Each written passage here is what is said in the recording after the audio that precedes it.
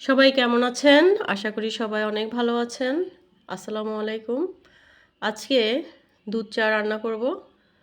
দুধ চাটা কম বেশি আমরা সবাই খুব পছন্দ করি। আমার খুবই প্রিয়। সারাদিন আমি দুধ চা দিলে সারাদিন আমি চা খেতে পারবো। তবে আমি চা খাই কাপের অর্ধেক। আজকে যেহেতু চাটা কিভাবে রান্না করব সেটা আপনাদের সাথে শেয়ার করছি, সেজন্য 1 কাপ চা এখানে তৈরি করে নিব। 1 কাপ চা তৈরি করার জন্য আমি এখানে 2 কাপ পরিমাণ পানি দিয়েছি। পানিতে আমি 2 চা চামচ পরিমাণ চা পাতা দিয়েছি। দুটো এলাচকে আমি মুখটা খুলে দিয়েছি। এই চাটা কিন্তু আজকে আমি ঢেকে দমে রান্না করে নিব। চা পাতা দেওয়ার পরে এটা আমি খুব ভালোভাবে ঢেকে দিয়েছি। এদিকে আমার চাটা হচ্ছে। আর চাটা কিভাবে তৈরি করব সেটাই এখন শেয়ার করব। এখানে আমি কাপে 2 চা চামচ পরিমাণ গুঁড়ো দুধ নিয়েছি।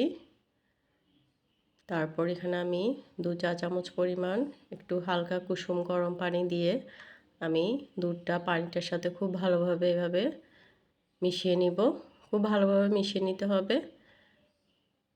নেওয়ার পরে এখানে আমি লিকারটা যখন হয়ে যাবে তখন লিকারটা দিয়ে আমি চাটা তৈরি করে নিব। এভাবে চাটা তৈরি করলে কিন্তু খেতে খুবই মজা লাগে। চাটা কিন্তু হয়ে এসছে।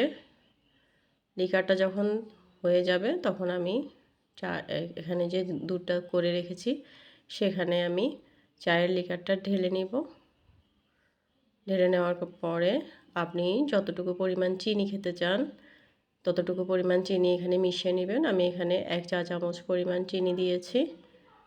চিনি কম বেশি সবাই একটু কম পছন্দ করে, কেউ একটু বেশি পছন্দ করে। যে যেরকম পছন্দ করেন সেরকম চিনি দিয়ে দিবেন। চাটা কিন্তু তৈরি হয়ে গিয়েছে। কেমন হয়েছে চাটার কালার জানাবেন।